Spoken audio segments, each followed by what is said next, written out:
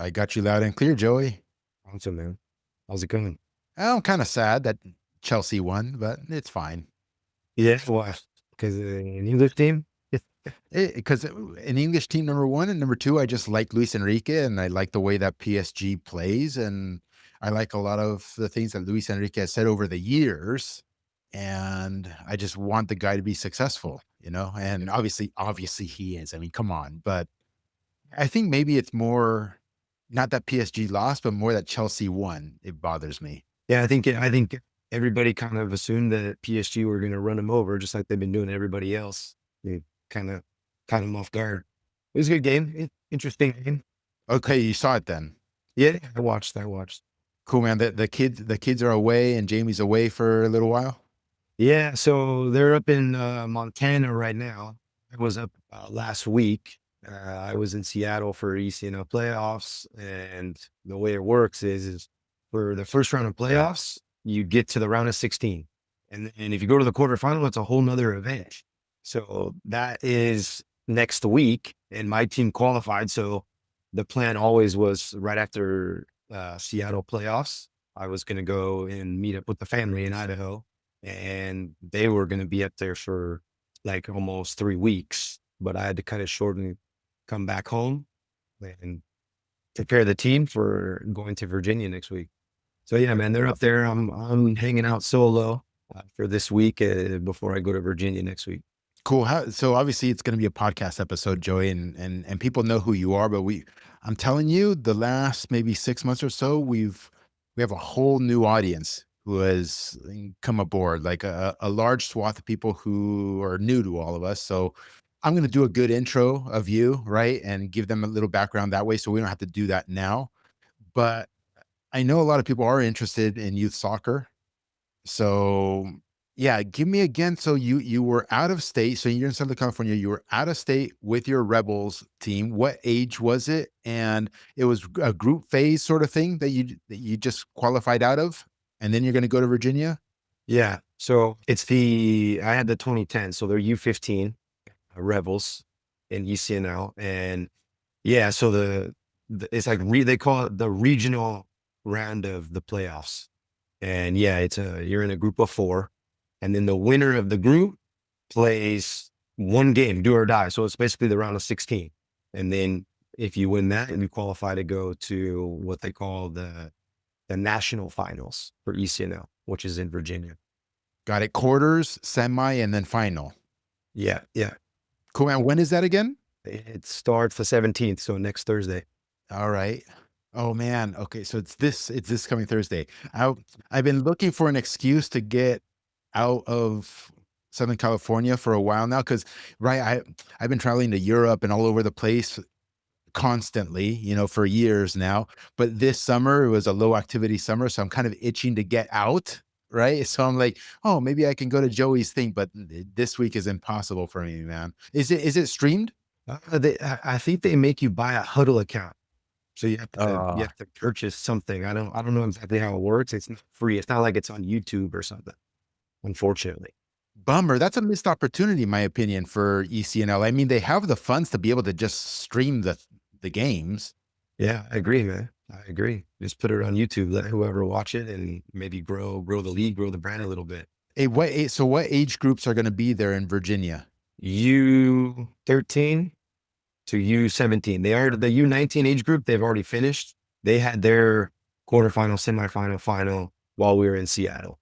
So now the remaining age groups are U13 to U17. Got it. I imagine college coaches galore at this point. Oh yeah, for sure. And there's MLS Academy scouts and all that good stuff. Got it. So what do you think your chances are? I'm not putting you on the spot really, but is it stiff competition? I'm sure you're going to say yes or whatever. What do you think? Yeah, I think we have a good chance. We're playing Surf the first game in the quarterfinal. We got matched up against Surf, so a team that we know well. We've played them 2 times this season, and we have a good chance to beat them. And then the other teams I don't know too much about. I typically, what I'll do is as each game approaches, I'll go back and look at film of the team and kind of watch for patterns. So the other teams that are there's 2 other SoCal teams. There's Legends and then there's Beach So 4 SoCal teams from our conference advanced to the top 8, and then the other 4 I don't know too much about. If when we move on and we're matched up against them, I'll go and look at the film and try to learn more about them. But I would say in general, I think we got a good chance, man. Cool. Is that pretty much the same for the other age groups, that Southern California is very well represented? You usually over the years, yeah, like last year, LAFC SoCal, which used to be Real SoCal, they won 2 national championships across their age groups. San Diego Surf won, but yeah, typically there's a big swath of the Southern California teams representing in the national finals. Got it. So nothing much has changed for like the past 20 years. It's usually Southern California is like reigns supreme, and maybe like an East Coast club or 2 or 3 are regulars as well, but nothing in between. Yeah, Texas, there's Texas Oh, too. Texas, that's true. Yeah, I would say in ECNL at least, Texas tends to have more representation than the East Coast teams. Got you. Got you. But yeah, man, I took the team to Dallas Cup in the spring, and kind of like looking ahead to potentially in the playoffs, just to try to prepare them a little bit. So that was a good experience, and I think from that, the team took a lot from it, and they feel good. They feel good about this tournament style competition that we're in for playoffs, because we had to go and win the group. So they were used to it. I think it was good, man. So I've put them in situations this past season, kind of prepped them for this whole thing. It's been a while since the Dallas Cup final. What do you think it's been? Maybe 4, 5 months, something like that? I don't know. You can correct me, but I'm think what I wanna ask you is, I know there's a lot of turnover in youth soccer, and, I would not be surprised at all if there's churn, on your roster, so I'm just curious as to how many in that core group remains with you. Yeah, so we went to Dallas Cup. It was end of March. So yeah, it's been what, 3, 4 months, and yeah, I would say there's been a couple additions to the team, but the core has remained intact since Cool. since that run. Nice, and then you guys are gonna have a break after this? How long before you get started all over again? I usually do 3 weeks, man. I've been doing that for a long time, but with the situation as it is, I I kind of play like, okay, if we make it this far, I gave him last week off. So after we finished Seattle, I gave him the rest of the week off. And now once we're done with this trip to Virginia, I'll give him another 2 weeks off, and then we'll get back to it, man, and ramp up for the new season. Got it. I said I was gonna do an intro for you before then, and I will, but very briefly, what position do you hold there at Rebels Soccer Club, which is based out of the San Diego sort of area? And how big is the Rebels Club? So those 2 things, like how big is Rebels, and then what's your position within the organization? And how long have you been there? I've been there for 4 years. It's Rebels is growing. It's grown a lot this past year. I think we added like an East County part of San Diego like chapter to the club, and there was probably 60, 70 teams in that chapter. So we brought in that number to the club. So we're we're close to 200 teams now, um, at Rebels. And then my position at the club, I coach 2 teams. I have the 2010s or the U15s, and then I also have the 2013 ECNL team. And then I am the ECNL director for the boys side of the club. So I oversee the ECNL teams, ECRL teams. We're adding another 6 teams, what they're calling ECRL2. So they're like making another league within ECNL, and then also our pre-ECNL, which is our U12 and U11 age groups. So I oversee directly 22 teams on the boys side. Got it, got it. What a long journey, eh? Joey, how long have you been coaching now? When was your first gig? Do you remember what year that was? Yeah, it's been crazy, man. Like, I don't know if I've shared this with you, Gary, but I actually started when I was a senior in high school. So at my high school, they did something called like the senior project. Every senior had to like pick something that they did over the course of the school year and just kind of chart their progress and show what they were doing and all that. So and I chose to coach my little sister's rec team.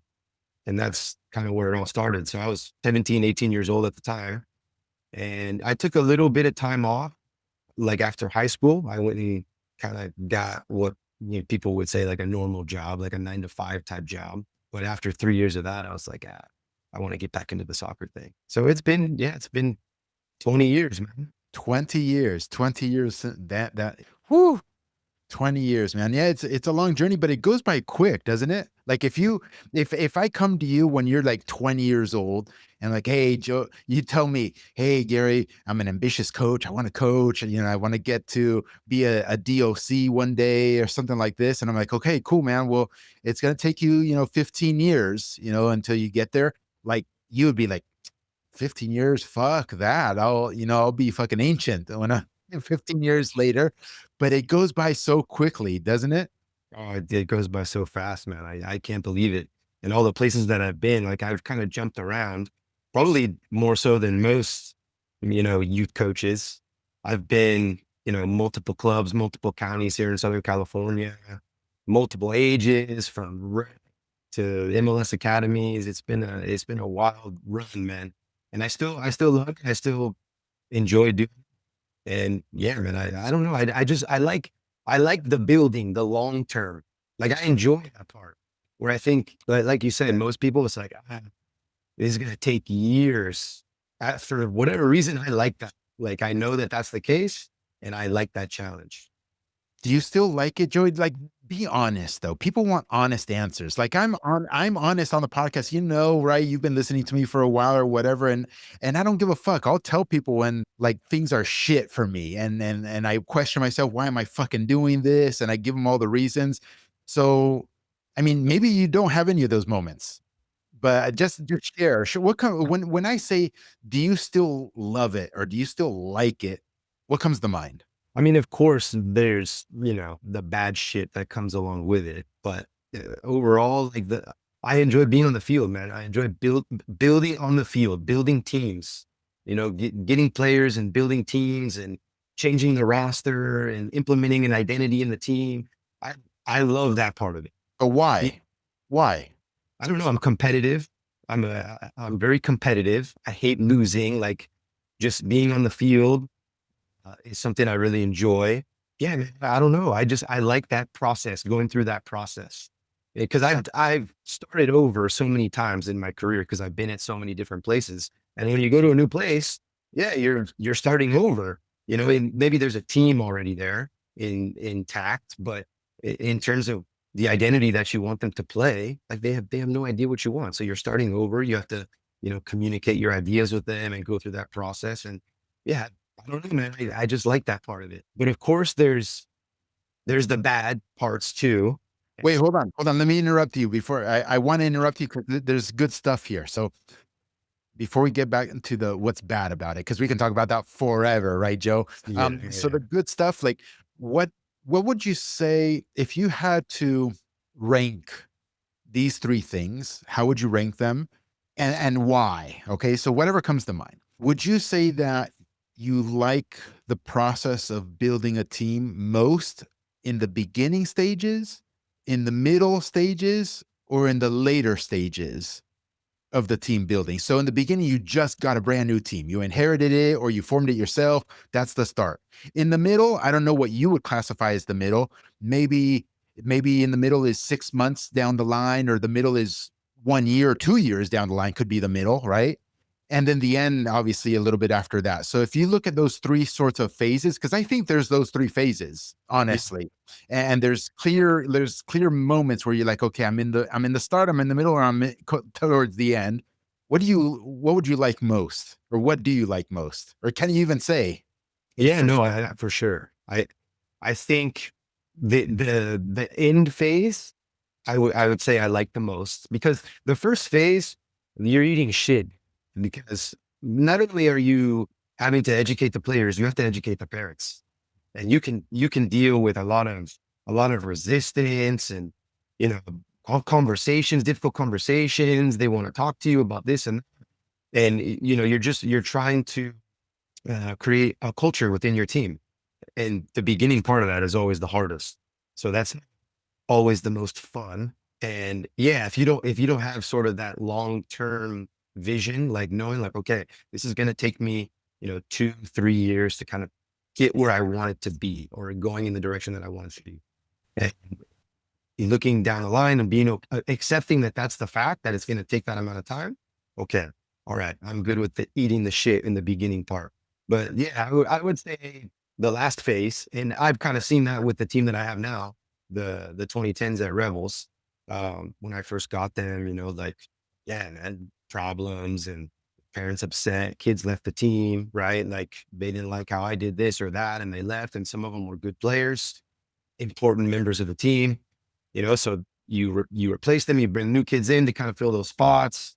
And I would say last year we were kind of in the middle phase. The team was playing good football, but then there's like a mental aspect of it, trying to make them dogs on the field, which isn't always easy because you got to have the parents who are kind of helping you with that because at home they're with the parents, not me. And now this year, yeah, man, it's our first year in ECNL. We qualified for the playoffs. We made the Dallas Cup final, and now we're going to the top 8 in ECNL. So I would say this year is kind of like you're enjoying, or I'm enjoying the fruits of the labor that have gone into it over the past 3 years.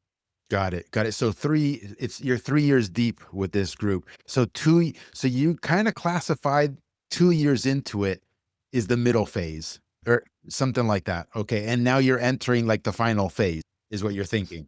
Yeah, I think so.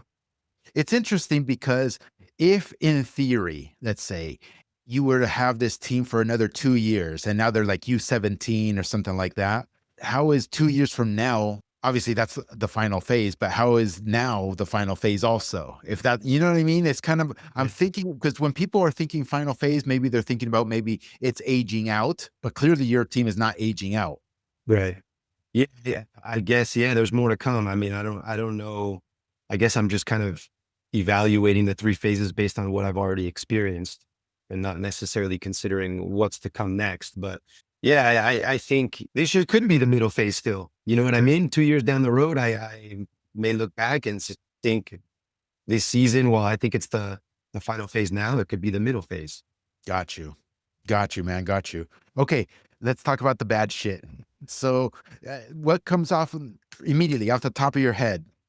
Bad stuff. Man, we've talked about this, Gary, in conversations. It feels like it's getting more difficult to coach in the youth, and I'm sure other sports coach, youth coaches are experiencing the same thing.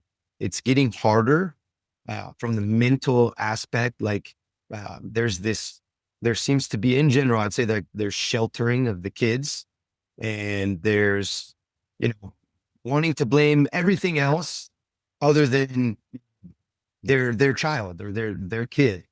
And with that comes a lot of problems. Parents want to have conversations. They want to know why. Right after games, they want to know why this, why, and it's getting harder, man. And I think when something's not going a player's way, the easy thing is to just up and leave, and that happens a lot more than I've experienced in years past. So when you're trying to build a team, and yeah, players are up and leaving all the time, and look, it's normal. I think every season, 1, 2, 3 players, normal. But when it's more than that consistently, yeah, man, it makes it hard to build continuity into your team and, you know, build what you want to build. And I think, yeah, man, there's a lot of that.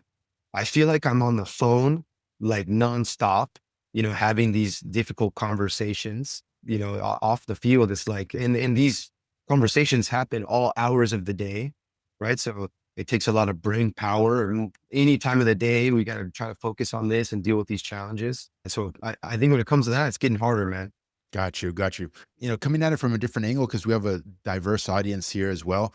I think people would agree or can see what I'm going to say now as well.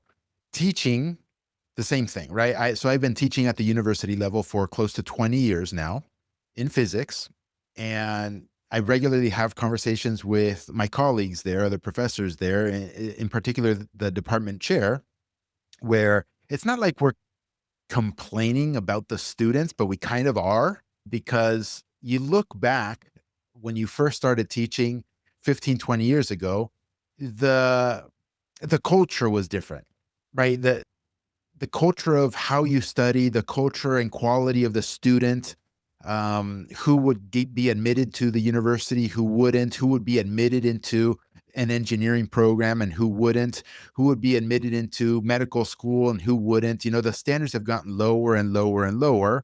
And if I fast forward to modern day, present day, like students themselves don't even want to read, Joey.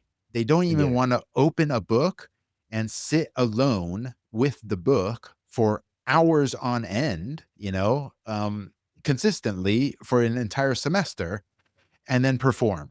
They don't do that. And we all like to, sit here and easily blame social media, but I think there is a truth to that. Yeah, everybody's in this TikTok culture where it's like a 10-second or 15-second sort of piece of content that they consume. And if they like it, cool, they'll look at the whole 15 seconds. And if they don't like it, they just move on to something else. So imagine if you have to spend 5 hours there sitting alone with a book, actually reading text, and trying to execute on problems. The culture, the whole mindset has shifted. And it's even gotten to the point where even university kids at times have their parents or their parents themselves will inject themselves somehow. They will actually email the department or the dean or the professor and say, "Hey, my kid, this is the situation, what's going on?" Wanting to know like what's going on sort of thing. That would never happen in the past. And I can only imagine what it's like at the high school teaching level or elementary school teaching level, because now we're talking youth soccer sort of age levels. Yes, where the parents, I'm sure, are a lot more involved as well. There's a lot more entitlement. There's a lot more of, well, what do you mean my kid is failing? No, he's got to pass. He shows up to school every day. Why is he not passing the class? And there's a lot of parallels there, I guess is what I'm saying. I just want the audience to imagine, because you guys are teachers too, Joey, coaches. That's how I see it. You guys are teachers. You just teach in the thing that is soccer, right? Somebody teaches history, somebody teaches English, you teach soccer, okay? The difference is you have parents up your ass calling you and text messaging you and emailing you. Imagine if you were a teacher in the academic setting, if that was constantly happening with all of your students. It's a fucking nightmare. You can't work that way. You can't do the job, Joe. Anyway, I thought I'd inject that little tidbit there because I just think that more people in the audience will relate to it, where it's like, you guys are teachers and you have parents up your ass for all of your players constantly. How the heck can you do your job? Imagine if a math teacher, an English teacher, a history teacher constantly was receiving text messages from parents of their students or emails or phone calls from parents of their students at all hours of the day, all night, on the weekend. And you have to field these things. Otherwise, I don't know, you might have a revolt, you might get fired. They'll talk to the principal, about the teacher and why is my kid, not performing well? The teacher sucks. I want to pull my kid out of the school. That is what you guys are faced with. So I want people to empathize with coaches more often because you guys don't get the credit you deserve. Yeah. Yeah. I know. I mean, obviously I talk to a lot of coaches all the time, man. The guys that we have at Rebels, and the feeling, that most of them have is that they're spending more time on those sorts of things than they are, actually focusing on the soccer. So yeah, man, it's very tough, and it is a weird time. Like I feel like you said, the social media part has injected this different element into all of it, and there's like this currency of attention, and people are they're like distracted by this attention. They want attention for things that they necessarily haven't really merited, like in soccer, everybody wants to post about how they're doing this and how they're doing. Yeah, they're not going out and actually like putting in the work. They're just, when they see an opportunity to share something online that makes them look like they're important or they're doing something good, they jump on that, but they're not actually behind the scenes putting in the work. And they create this attention for themselves and they like it. But yeah, you're not leveling up necessarily. You're just making it look like, there's something good going on there. And there seems to be a huge, like it's a competition for that, like currency. For attention. It's crazy. And yeah, just like, the teachers give homework or tell the kids to study. Us as coaches, we tell the kids to be doing this, this, and this on their own. Nearly all of them don't do that. There's a rare few that do, and they seem to be the ones that are elevating themselves. You're there in the San Diego area, so I know there's a huge Latino demographic, in particular Mexican American demographic. You're very close to the border, obviously, and you've talked about the club potentially working a partnership with Cholos in some capacity. It doesn't have to be a formal one; it could be an informal one. Um, but I'm curious as to the club itself. Forget the girl side. I want to emphasize on the boy side. What would you say is the demographic split of the club? Would you say it's like 50% Mexican American, 50% non-Mexican American? Is it 20%? Is it 80%? And just give me a general feel. I would say it's 75% Mexican American or Latino. Wow. Wow. Okay. I didn't, wow. Wow. That is significant. Yeah. Okay. Let's talk about specific maybe to your team. What percentage would you say watched the Club World Cup final that just finished moments ago? My team, I would say most of the team. Most of the team watched it. Got Yeah. you. Like over the years, Gary, I have a group chat with him and I'm always telling him like, hey, you guys should be watching this game.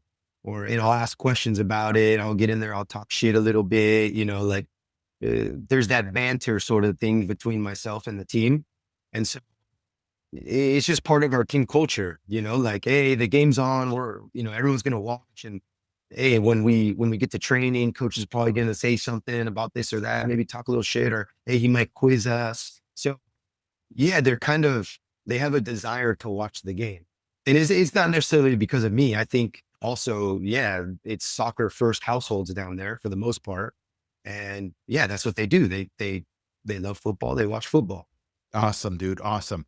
No, it's good to hear that because we share the same experiences of, having coached over 20 years now at this point. Well, I'm not coaching. Brian is the coach, but you know very well how deeply in the mix I was for those 20 years. And our anecdotal experience is the same, Joey, because most of our teams were assembled from that sort of demographic, like the Latino or the immigrant American demographic. Um, and yeah, they all watched soccer. They all watched Liga MX. They all knew all the players on America, all the players on Cruz Azul, all the players on Chivas. When the U.S. men's national team player would play, or the Mexican national team, or they knew what was up. They watched the games. When the Champions League was on, they were watching. So I bring this up because recently there was somebody on X, right, that wrote, oh, we don't have a soccer culture here. And this is a perpetual theme that's thrown out there. We don't have a soccer culture here. We don't have it. We don't have it. We don't have it. And I ended up posting something that showed a packed stadium, in the game of PSG versus Real Madrid. And it's not just because it's PSG versus Real Madrid that it was a packed stadium. There have been packed stadiums here for soccer forever, Joey, all stemming all the way back to the NASL days when Beckenbauer and Pele and all these guys played in the 70s and the early 80s here, packed full-size NFL stadiums. And in 1994, the World Cup, it's still the most attended World Cup in history here in the United States.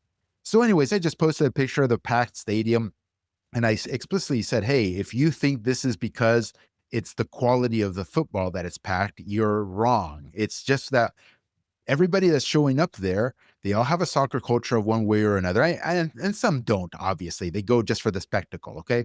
But if you have an MLS game happening right there, or you have a U.S. men's national team game happening right there, it doesn't get filled with 70 or 80,000 people because they don't connect with MLS and they don't connect with the U.S. men's national team. So the point that I'm getting at here is some folks took issue with that and saying that's an exception, right, to the rule. We don't have a soccer culture here, Gary. Just go and ask all your youth players, how many watched, the Club World Cup, or how many watched, the U.S. men's national team or the Mexican national team, and you'll see that nobody watched it.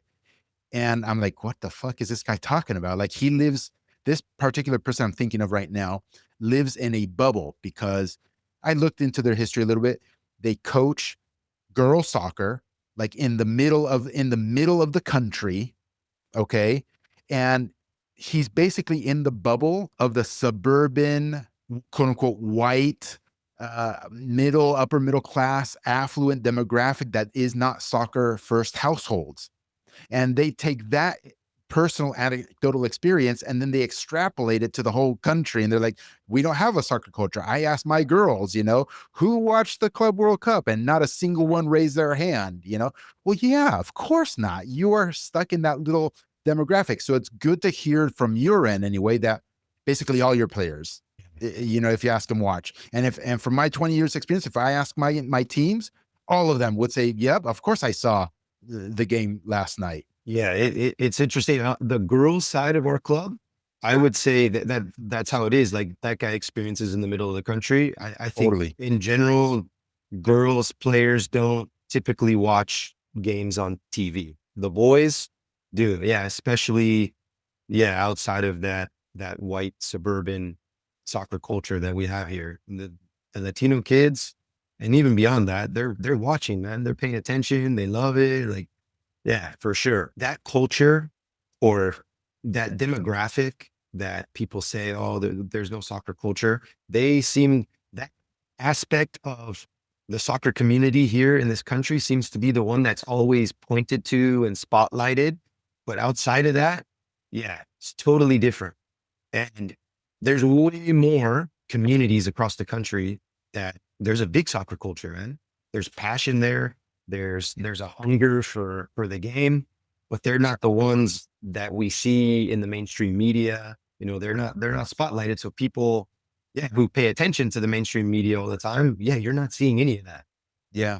Or you'll just have experiences like this gentleman, that you're actually a practitioner, but you are a practitioner within a bubble of the non-soccer first households. And the same thing with college, because he mentioned he has experience coaching college or hosting college camps or something like that. College soccer is the suburban affluent, all that shit. College soccer is not the soccer first household demographic. It Yeah. just isn't. Most of the soccer first household demographics aren't going to college and playing college soccer. This is just especially girls, right? No, man. Yeah. Anyway, so I wanted to inject that, but it's also a good segue. I wanted to talk to you a little bit about the game, dude. I wanted this conversation to be more like how whenever we meet at like Fogo de Chao or something like that, we have a beer and talk soccer. What did you think of the game, dude? First off, who are you rooting for? Because I already ranted that I fucking hate the English. I didn't want the English to win, and the English won, so I'm a little upset about it. But yeah, tell me your expectations going in, who you wanted to win. What did you think of the game? Why did it turn out the way it turned out? Yeah. I'll start with like the tournament as a whole. Yeah. I don't know how I felt about it, man. Like the Club World Cup was like, it's this new thing, right? Like some of the teams or some of the players don't seem too happy to be there. So it was kind of a weird feeling. But of course, like once the game started and I'm watching the game, and I love to watch the game. But so yeah, it was kind of a weird feeling about the tournament. And I went to the PSG Atletico Madrid game, and yeah, that was weird too, because tons of people in the stadium, but there's like segments of the crowd that you could tell like they're passionate about it. But then there's all these other parts of the crowd. People are going to the snack bar, getting hot dogs, nachos, beers. I'm trying to sit there and watch the game. And it seemed like every 5 seconds, oh, someone wants to, walk out of the aisle. So I have to stand up, let them by, sit back down, start watching the game again. Oh, here comes somebody else. I got to stand up again. I was getting pissed, man.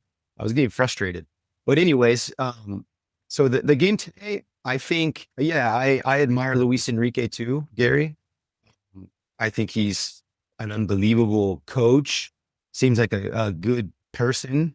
I know that he's faced some difficult challenges in his life.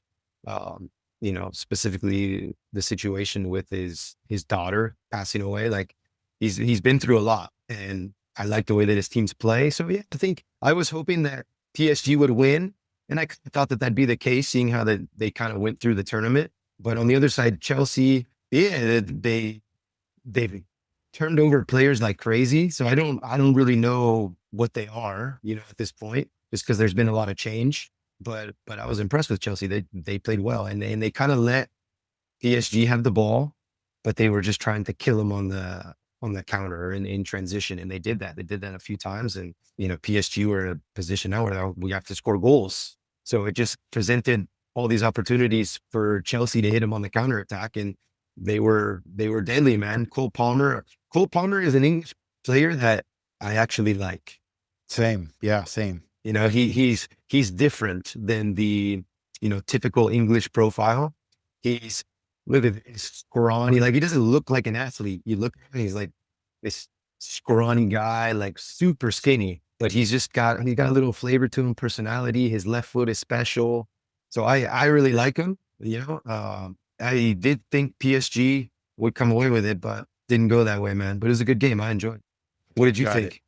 Well, I have so many thoughts, dude. So number one is, I always think it's hard to innovate in soccer because the principles are kind of eternal. So it's no secret that we're one of those educators that try to hammer home the principle of possession, holding possession, right? And possession is fundamental to everything. Okay. Can you win games bunkering and countering or playing direct? Of course you can. Of course you can. But for the most part, if you're able to have the ball more often and for longer periods of time throughout the game than the opponent, then the probabilities are in your favor that you are going to win. And we don't have to go through all the reasons why, right? But this is something that never changes. It has never changed since the very beginning of football, in my opinion. Certainly since I was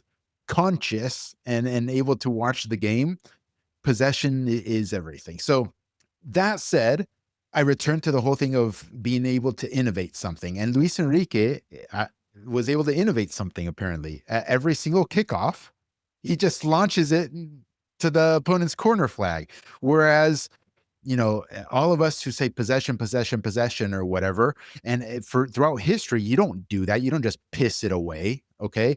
But the guy was innovative. And it's not that he doesn't believe in possession, it's the opposite. He absolutely believes in possession. And he's like, what's awesome is we want to recoup the ball up there right away and put them under pressure right away. And the easiest way to be in their half and control them in their half is to just fucking launch it over there, have them do a throw in by their own corner flag.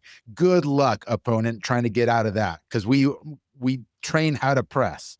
So that was amazing to watch. It was an innovation. Nobody who has done that, Joey. No, I haven't seen anybody do that. And now watch. So many youth teams are going to start doing. Well, it'll work. It'll work if you actually train your team.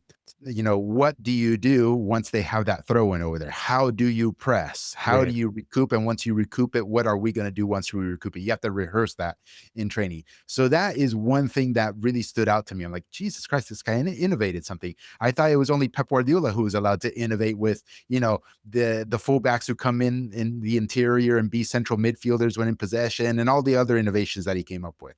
So that was cool. The other thing is, I think it was very clear in particular with the game against Real Madrid, how important pressing is. And that was key to PSG. So you see Dembele, who, in my opinion, in years past, especially when he was in Barcelona, wasn't really a pressing animal. He kind of gave me the vibes of being a lazy sack, like Mbappe is a lazy sack on the defensive side of the ball. But somehow, some way, Luis Enrique has this guy being the most savage pressing machine ever created. Okay, I'm sure you've seen the clip, right? When Staring at the goalkeeper who's getting ready to take the goal kick, like I'm going to eat you alive. Yeah, 100%, dude. And I think that is 50% of why he'll probably win the Ballon d'Or. Is because of that as well. Because it was such a key and crucial ingredient for PSG to be successful. And then on the flip side, you see Mbappe, lazy sack, and not just Mbappe, but Vinicius too. Just they don't do that. They're just trotting around, and it's everybody else's responsibility to get the ball back. And when they get the ball back, okay, then you feed it to me. They're kind of trying to behave like Messi somehow, I suppose. Maybe. I don't know. But it feels like it's out of an entitlement is the way they do it. Whereas Messi's not doing it out of being entitled. Oh, I'm Messi. I don't need to press. It has nothing to do with that, in my opinion. Yeah. It's more that no, I'm Messi. I actually know everything that's going on around here. And so I know exactly how, to move myself, how to walk, basically. If Yeah. that makes sense. I don't know if any of that makes sense. Yeah, no, that makes sense, and, that's how I see it too. He's just strategically watching and on both sides of the ball, with and without the ball, and there might be moments where he sprints to go defend or press, but it's few and far between, but the moments where he's just standing, there's it seems like there's strategy to it. He's analyzing what's going on around him, and he's just waiting for the right moment to so that he's efficient.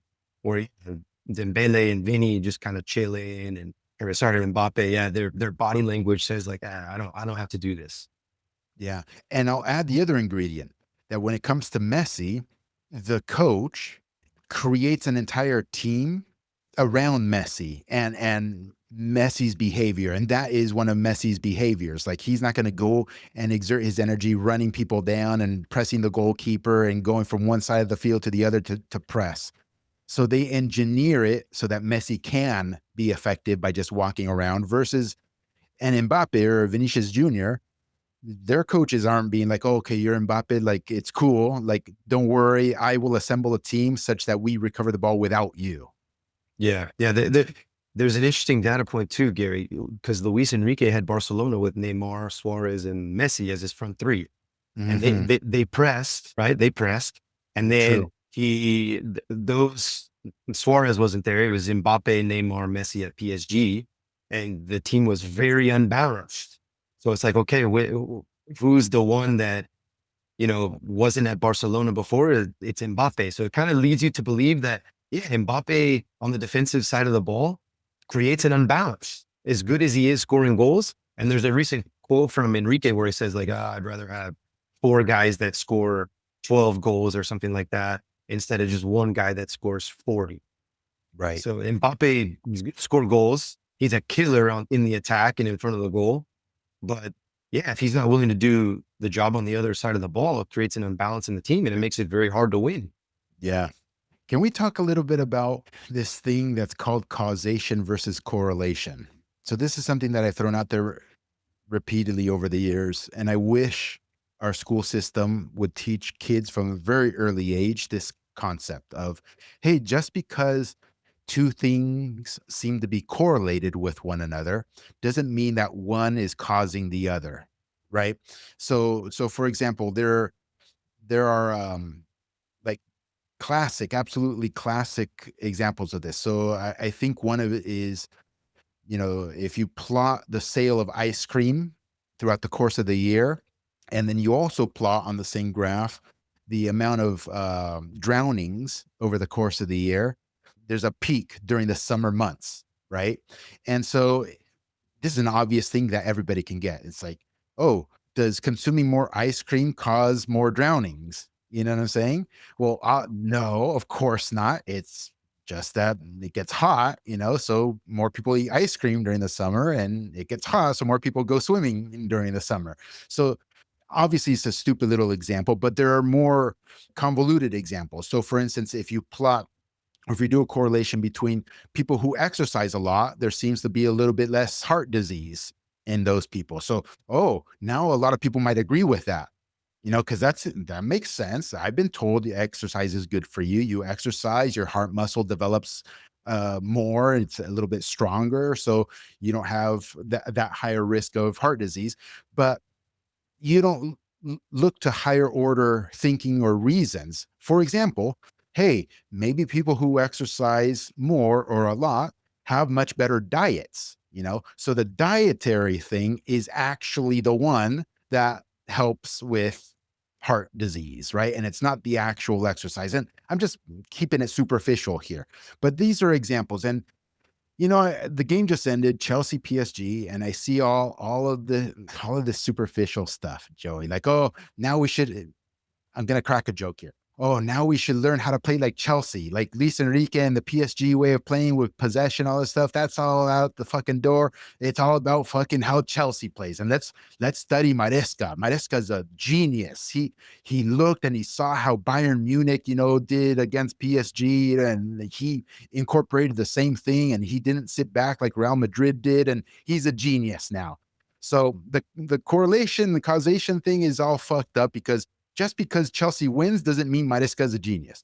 Just because Chelsea wins doesn't mean that PSG and Luis Enrique are morons, sort of thing. But everybody jumps to those conclusions. And one in particular, and then I'll hand the mic over, is a comment I saw by Hercules Gomez. And this guy is increasingly losing, like, he cares, but I don't care either, is increasingly losing my respect. Like, just stupid takes left and right, okay? From stupid takes on Pochettino moments ago, last week, and the Gold Cup stuff, to a stupid take right now, which he tries to inject Pochettino again. He's like, oh, look, last two clubs Pochettino was in charge of, PSG and Chelsea, where, he was a failure, he didn't do anything, the clubs were shit or whatever. He leaves, and all of a sudden, Chelsea wins Europa League and the PSG wins the Champions League, and now they're both playing for the final of the Club World Cup. So it's a classic example of being an imbecile and doing correlation versus causation, or not understanding that. Or worse, he's just being disingenuous and throwing it out there and being a shit poster and trying to get engagement, not being authentic or genuine. Yeah, yeah, man. There's so many factors that go into games. Like, it's impossible to just point to one thing. There's so many things we don't see, we don't know. So yeah, I always thought that was a red flag when people are doing that kind of stuff or having a take like that. That's a massive red flag, man. You don't know what the fuck you're talking about. I mean, so many things, factors outside the game too. Like, Pochettino left freaking those two clubs a long time ago. What's the roster turnover been like? Was it the same team? Was it not the same team? What is the whole sporting environment there like? Right? Has the technical direction, from the board level changed since he's left, or since he hasn't left? Even if there hasn't been a lot of roster turnover and the core of the team is still there, okay, well, the team has now been together X number of years more than when Pochettino had them. I mean, the laundry list, we can go on forever as to what could be causing certain things. So it's just this sort of quote unquote analysis that drives me crazy, Joey, because we need the American soccer fan, supporter, coach, you name it, we need them to level up. Yeah. We need them to level up.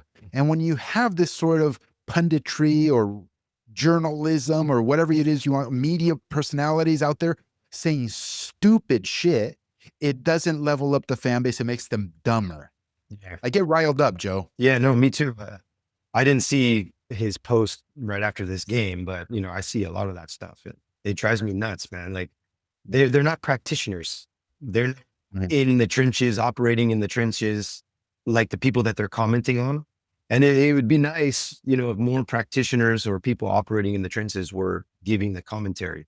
So the perspective that they would share would be totally different, in my opinion, as opposed to these guys who, they sit on the media. That's what they do. They're just on the media. They're creating, their idea and opinion based on what they see, and they have no idea what's really going on. But the practitioners, the coaches, the staff members, they can't go out necessarily and always share their opinions. And even the ones that do, like when they're, say, like a Mourinho. Remember when Mourinho was not coaching for a while and he, was invited on to do some commentary or analysis or punditry? Very good, obviously. Awesome. I like listening to him. You could tell that there's an obvious deeper richness of expertise coming out. But I think Mourinho and people like him are an exception, because not only is he a practitioner, but he's a world-class practitioner, a proven world-class practitioner that doesn't need the favors of anybody. You see? So he can come out and really give it a go with his deep subject matter expertise. There are other practitioners who have been practitioners and then go into this sort of media space or environment. But I speculate now, venturing into speculation, but it's informed speculation. Okay. Since they know that they suck at the craft, at the practice of coaching, of whatever it is, they're trying to find a way either to get back into it somehow, that somebody will give them another chance or another job or another shot, or they're trying to shift careers, or they're trying to keep their options open for their livelihoods.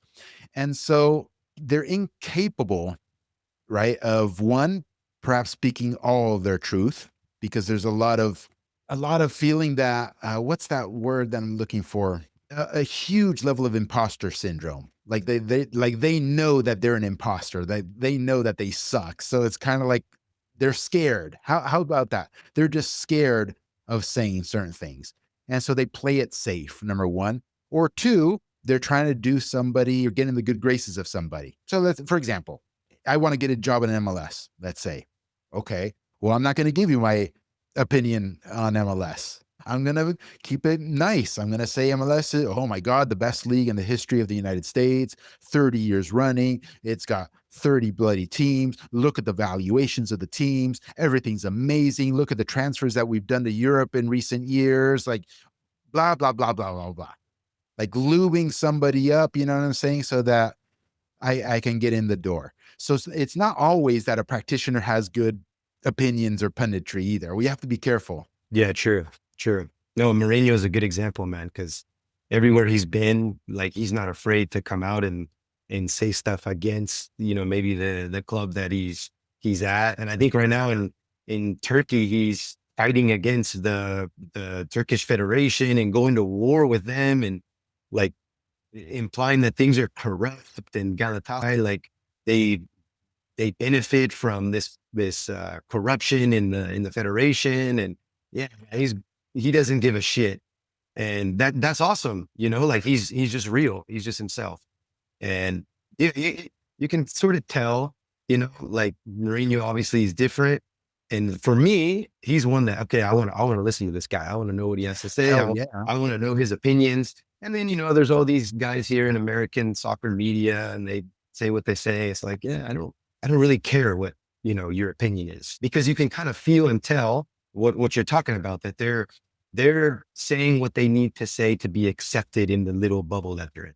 It's like there's a huge difference between Mourinho and, say a Landon Donovan. And Landon Donovan, who has obviously been a player, but he also coached, I think, 2 seasons, the San Diego Loyal. He coached 2 seasons in the USL. So that's a professional thing. But there's a massive difference. I mean, 2 years ain't shit in coaching, Joey. Yeah. And it doesn't matter if you played and you were one of the best American players. Playing and coaching are 2 worlds apart, 2 whole different animals, 2 whole different skill sets. So if you think back to after 2 years of coaching, how much you knew, right? And all the details and nuances, it's a joke. Yeah, it's an absolute joke. You know nothing. You know nothing. You know absolutely nothing. So, okay. Along the same lines. So we talked about the culture of the players, the youth players. Did they watch pro games? Do they not watch pro games? You're probably living in a bubble if all your players don't watch games, because clearly my bubble, all my players watch the games. All your bubble, all your players watch games as well. How about the coaches? Because in my opinion, it's important for coaches to be watching football, right?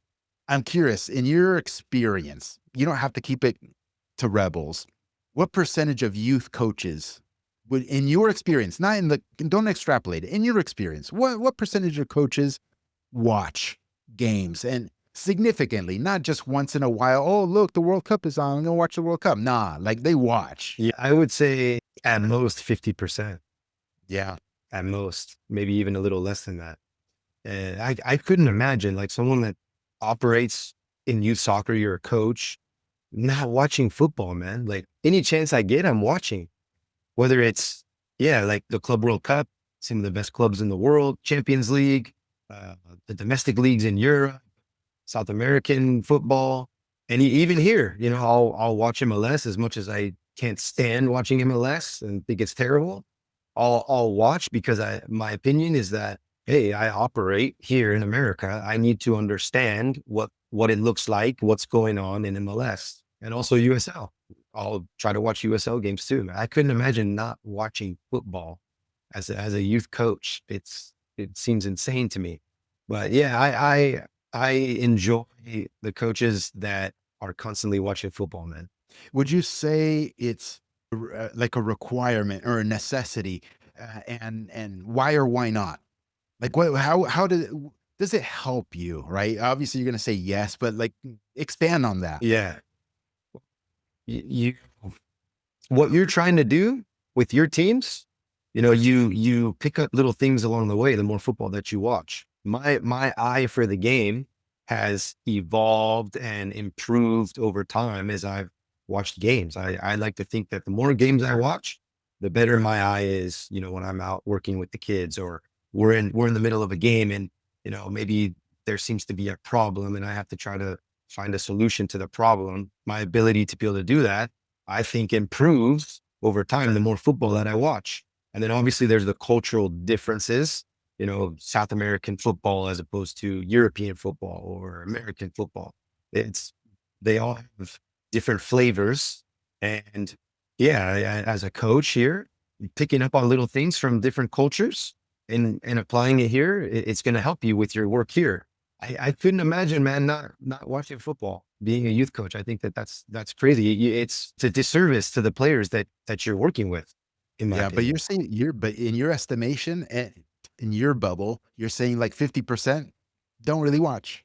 Yeah, and Rebels, I would say maybe that's the club where most of the coaches watch, but over time, over my career, the different places that I've been, yeah, I'd say about 50%. And then there's like the different extents. Like I'm crazy. I'm watching it all the time. Any chance I get.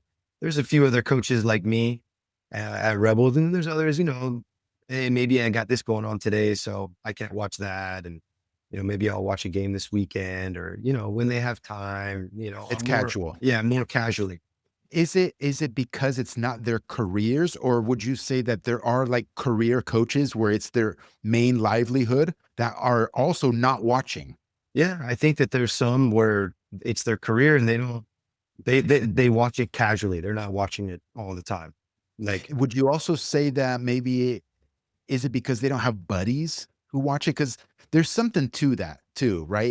If you have a group of close-knit friends that are also colleague coaches or in the profession one way or another, that camaraderie kind of compels you to keep watching too, because you don't want to be like left behind somehow. yeah. You don't want to be the guy who doesn't watch soccer. Yeah, yeah, yeah. Yeah, for sure. No, yeah, when we're on the field working, we talk about it. So there's definitely that aspect to it. But yeah, then no, there's career coaches that I've seen that just watch it casually, man. It's crazy. It's Yeah. crazy. Imagine like this is like your job, and you're like, nah, like Yeah. And I prefer to watch it by myself, to be honest. no, totally. Same here, man. Same here. The World Cup final, Argentina versus France, dude. People hit me up, hey, let's watch the game. Like, do you know who I am? Like, I don't watch games with people. Like, what's wrong with you? Like people who know me a long time have even said that. I'm like, bro, maybe you're just being nice and you want to include me or something, but I'm not watching the game with you. I locked myself in the garage, and that's where I watched the game, Joey. I went to the garage just so I wouldn't be disturbed by my Yeah. girl or the dogs or anything like that. That's for Argentina games. But like when Yes, Champions League or stuff like that, do you do the same? I prefer it, Yeah. but sometimes it's hard to get away. As I'm sure you know, you have a family and stuff, so I can't get away sometimes.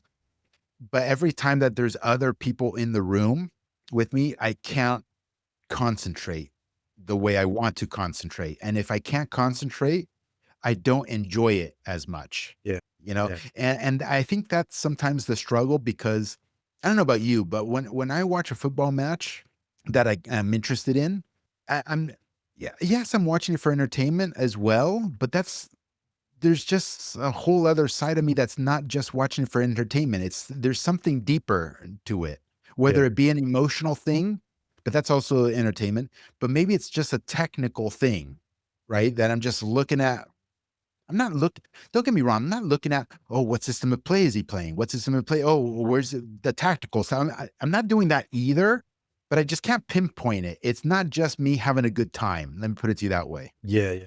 I'm the same. I'm curious as to how each team's going to approach the game. But yeah, I prefer to watch on my own. I'm the same. Little distractions take away from my experience of watching the game. Can I say something else?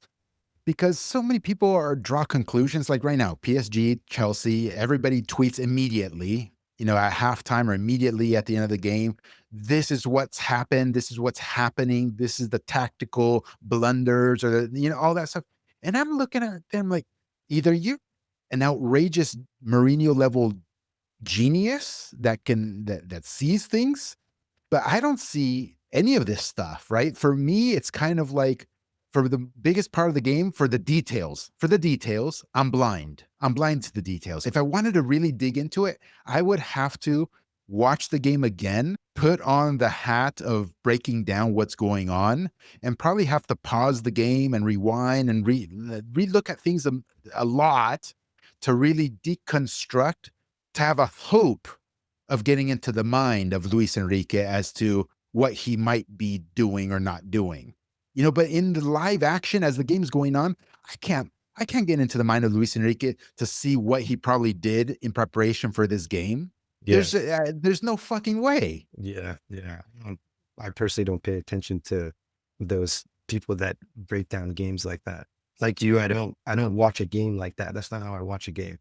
I like the personality of. I'm watching the players, their personality, like you know, uh, the the play in the PSG Chelsea game. Like Cucurella was winding some of them up, and yeah, Joao Neves snapped and pulled his hair, and you get kind of see Cucurella like it was boiling, right? It was boiling up, and it got to a point where yeah, he reacted and did something, and all right, you're off the field, and he tried to like help him up, like hey, get up at one point, and Cucurella was like, no, I'm staying on the ground. Didn't want his help to get up off the ground. I like watching that kind of stuff throughout the game, Yeah. or yeah, Cole Palmer, like, well, what's he gonna do? But yeah, these like tactical analysis things.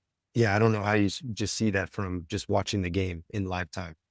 I don't know if they believe their own bullshit or they know that they're bullshitting when they put this stuff out there. Yeah, maybe, man. I don't know. Hey, I wanted to add to your reasons as to why coaches should watch also. The other huge component, in my opinion, is when you watch so much for so long for and so deeply, you accumulate a reservoir of stories, right? And then you tap into that reservoir and whip out a story to your team or to an individual player on your team or to parents or whoever, right? Your audience is.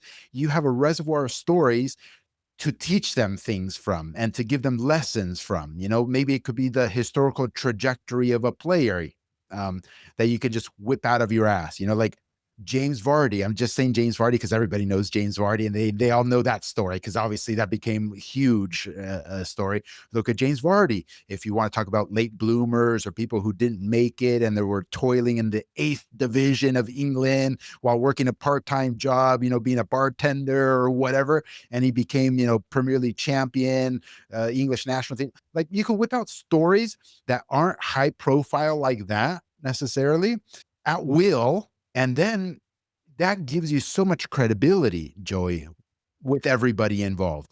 And that is a huge part of coaching because it helps you get buy-in from everybody. Yeah, 100%. I mean, you as a youth coach, you're supposed to be an expert in teaching the game.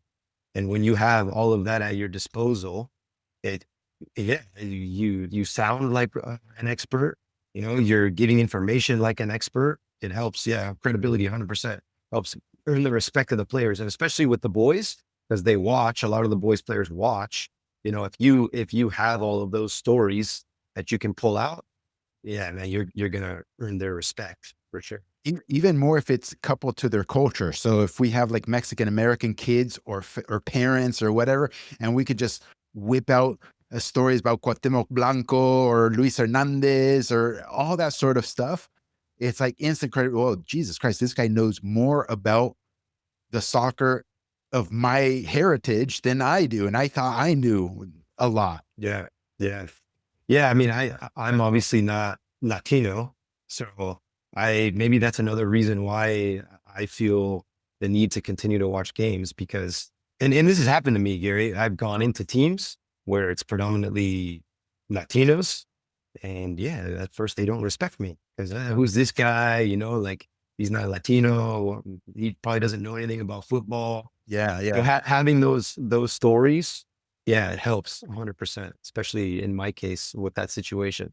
Yeah, and that's why also I've always lobbied for a foreigner to be the U.S. men's national team coach, like a Jurgen Klinsmann, like a Pochettino. It's related to that because they have international experience at the highest levels, not only of just playing, but of coaching, and they can whip out stories. I'm not talking about whipping out stories for their players and gaining credibility with their players. I'm not talking about that.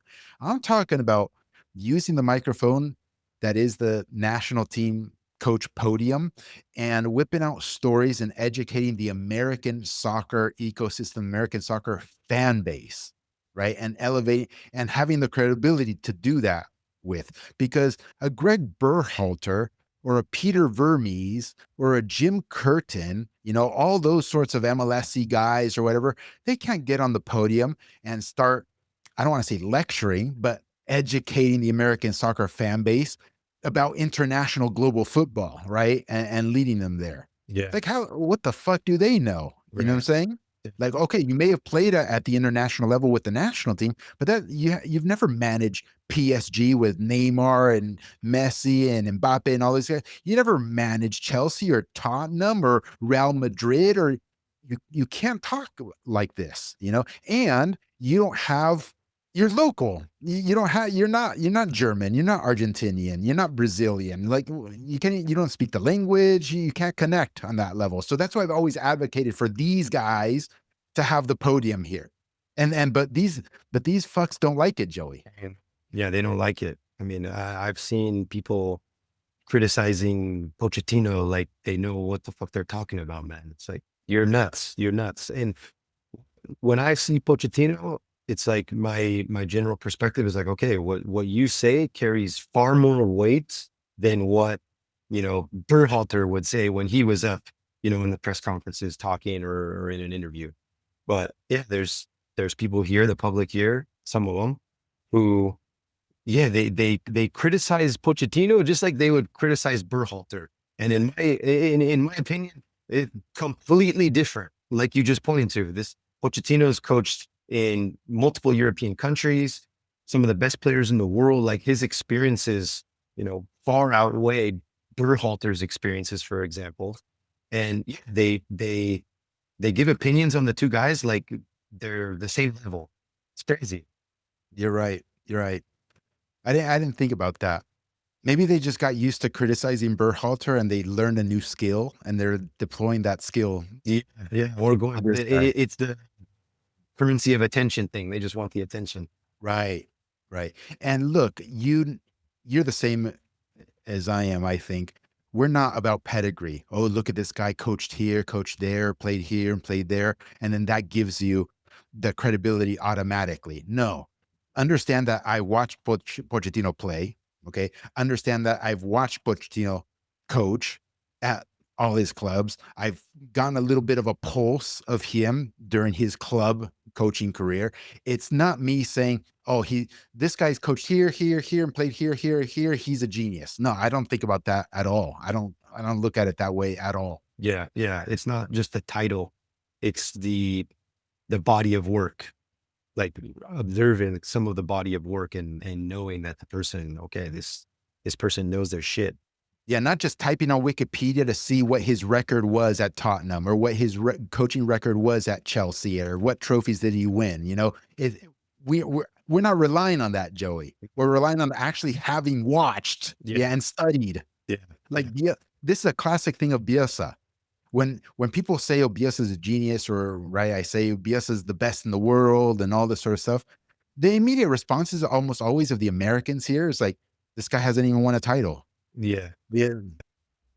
Oh, yeah, you clearly don't know Bielsa's body of work very well. He chooses not to go to the best teams.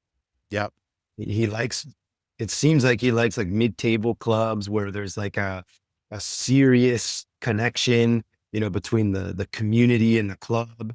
It- the job opportunities that he takes. It's fascinating. But yeah, if you're not watching and paying attention to the work, then you have no idea. You look up Wikipedia or Transfer Market, and you look at the numbers on the screen, the tables, the different tables, and try to draw some conclusions from the tables, and that's where you get your opinion from. Yeah. No clue. No clue. You think those people who are saying that stuff nowadays, the 20 somethings or the people, people in that sort of age group who just turned on to MLS or the US men's national team, you think they watched Bielsa, Athletic Bilbao versus Manchester United? You think they watched that game? No chance. No chance. That was, That was epic. yeah, that was Europa League. Yeah. And Mhm, a lot of people don't watch the Europa League. mhm. It's the Europa League. Like it's stigma's like, it's below the Champions League. Why am I going to watch that?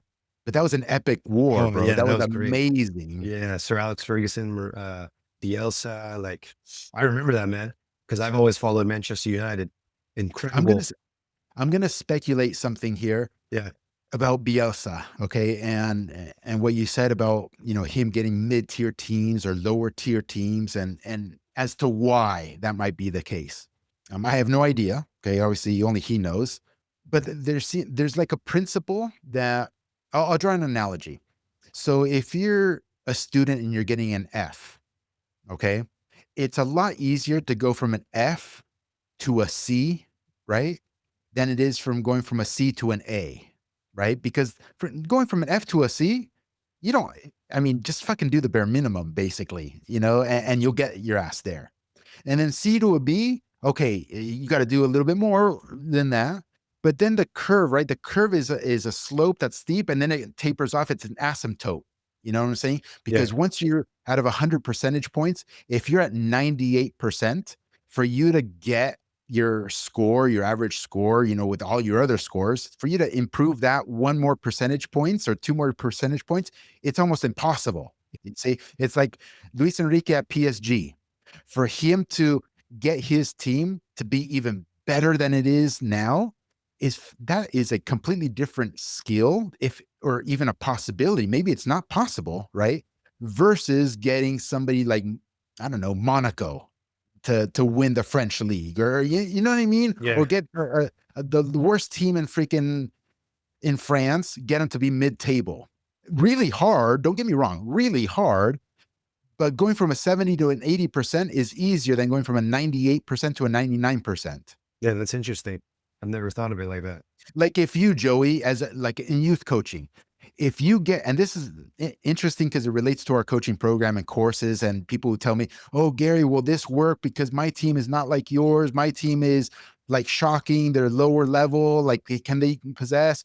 The answer is absolutely. It's actually easier for you to improve your team if your team sucks. You know what I'm saying? If your team is not great or not the best and doesn't have the best players, it's easier to improve them versus getting a team that already has all the cracks on Yeah. it. Yeah. You Yeah. know, Yeah. a team who has all the fucking best players or what, to get them to operate even better, that's harder.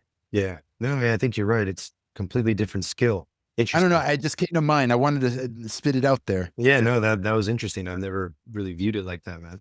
Like how much, because your team right now that you are 3 years deep, your 2010s, is that what Yeah. it is? Yeah. Like 2000. when you first got them, the level of improvement after year one was probably really noticeable. It's like from here to here. I don't know. Yeah. But from how you have them now to get them to be even better, it's a different skill set and it's harder. Yeah. Yeah. Yeah. I think in year one, obviously the team identity of how they play, they went through a transformation that improved significantly.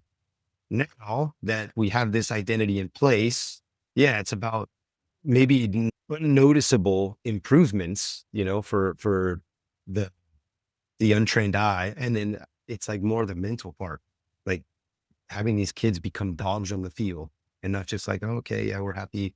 playing this way. So yeah, it's different. It's a different skill set at this point, and trying to train them to be what I feel with, at least on the boys side, a lot of these boys, they're exactly that. They're little boys. They're not men. And if you're going to be a high level player, you basically have to be a man at the age of 14, 15 years old, like mentally, and be prepared for the things that you're going to have to face. And so I think, yeah, once you have all the good players, teaching them that part, that's hard, man. It's a different skill set.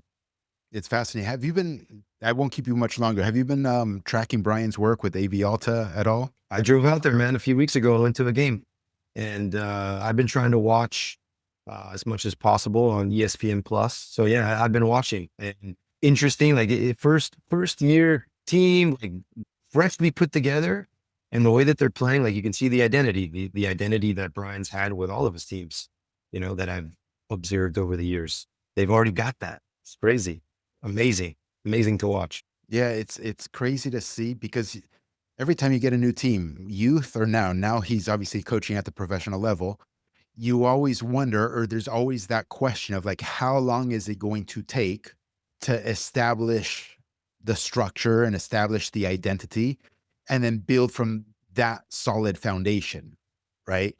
Um, and I've always told youth coaches, because it depends on your skill set as a coach. How good are you as a coach? How experienced are you? Have you done this before? All those factors. I've always said, hey man, you have to at least give it 6 months before you can sit on the sideline watching a match of your team and you're like, oh shit, look, they're building. Yeah. They're holding. They have the concept. There's something there that we can build on. Some people can do it quicker, and some people will take longer than 6 months. It might take a season or 2 seasons even. But it was interesting to see Brian, right, starting from scratch at the professional level. And in the beginning, a little bit of some rocky results. He was always dominating possession from almost from day one, Yeah. Joey, which is pretty interesting in and of itself, even against USL teams and even against FC Dallas, right? In control of the ball. But now he's had a streak of 10 unbeaten games and stuff, and just you have the ball. You have it. Look, guys, that doesn't guarantee a trophy, right? As you just saw Luis Enrique lose the Club World Cup, okay? But the probabilities of being successful are increased, man. So I don't know. That's what I have found intriguing. For him to be able to do that at the professional level and that quickly that's impressive, man. And the players, I now I'm interested to see the individual talent, like how they improve themselves because they're within this identity now, this team identity. And that usually is the case, right? The individual improves a little bit because there's this clear identity and everybody, on the field knows how, we're going to play and the rhythm and the timing of all of it. And the individuals become better from that. You know what's also interesting, Joe, is once you have an established identity and the structure and the foundation is there, it's easier to then identify what players on your roster in each position are just not a good fit and ineffective. And so it's easier, in my opinion, to identify these are the positions that we need help in. Yeah, I agree. If it's random, then it's hard to pinpoint. Like, I actually don't know, Joey. Like, if you play random soccer, like most in the country, you just throw out 11 players. Like, how do they go about thinking, oh, I got to cut this player and get this other player? Like, how do you know that? I don't know. That's a good question. Like when I watch games where the teams it's just seems like it's random.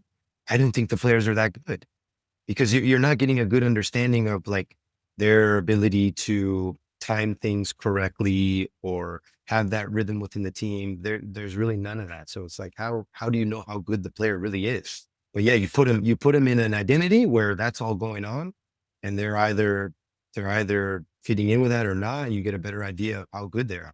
Yeah, man. When I watch games and it's just random, it's chaos. It's like, everybody sucks. Yeah, it's a turnoff. Yeah, 100%. Any other thoughts, ideas, remarks, things that you thought we were going to talk about? No, I mean, I didn't have any expectations. I just figured, like we always do, man. When we meet up in person, we just shoot the shit, talk, whatever topic comes up. So, nothing else on my mind, man. I'm off to Virginia next week, and hopefully, I come back and we can talk about a national championship next time, man. I'm I moved to a new place, so I'm hoping to kind of set up like a mini studio here, so I can have people in person, so you can come over and like have an in person sort of recording. I think it's a lot better. Yeah, that'd be badass, man. That'd be badass. It's always good, better conversation in my opinion when we're at the bar in person for sure. Totally. This kind of sucks. This is like 10% of the goodness of when we're in person. Yeah, yeah, yeah. I agree, man. I agree. Okay, Joey, where can people find you? Instagram, just my name, Joey Cascio. Cascio spelled Cascio. Brilliant, brother. Good luck. I hope you win.